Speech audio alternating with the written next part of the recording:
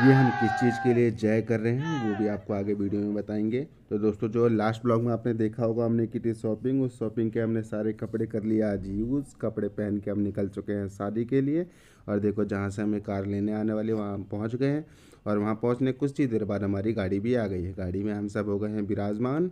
गाड़ी में विराजमान होने के बाद से देखिए हम लोग निकल चुके हैं जाने के लिए। अब ये देखिए, रास्ते में हमने ली थी टिक्की। टिक्की आने के बाद अब देखिए जिसको पीना है सोमरस, उन्होंने अपने तगड़े तगड़े गाने चला के सोमरस चालू कर दिया। अब जो है गाड़ी हम पहुंचने वाले हैं, बट ट्रैफिक बहुत ही ज़्यादा है।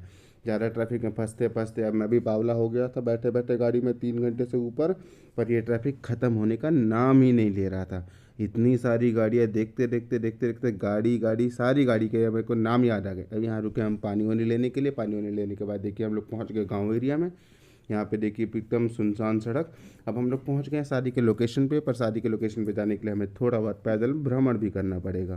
पैदल भ्रमण करते करते हम लोग पहुँच गए दूल्हे राजा के पास। दूल्हे राजा से हम लोगों ने मिलाया हाथ। उसके बाद सबसे इंट्रोडक्शन हुआ। इंट्रोडक्शन करने के बाद अब हम लोग आगे पहुँच गए हैं बारात की एंट्री के लिए।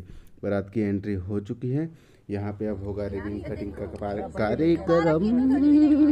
यहाँ पे बहुत सारी चीज़ें चल रही है, अब वो आप खुद सुन लीजिए। उसके बाद हमने अब देखिए यहाँ दूल्हे स्टेज पे है और वरमाला वगैरह हो रही है। उसके बाद हम लोगों ने लगाए भारत माता की जय के नारे। और उसके बाद देखिए सारा प्रोग्राम वहाँ पे सब इतना अच्छा जा रहा था, एकदम खुशी का माहौल, मज़ा आ रहा था। अब यहाँ पे हम लोग दूल्हे से मिले। यहाँ सारे लोग मिल के आ गए हैं पार्किंग का प्रोग्राम करने के लिए। अब ये जो भी जानता है क्या हो रहा है यहाँ, तो वो तो समझता ही है। ठीक है, कमेंट में बताएं।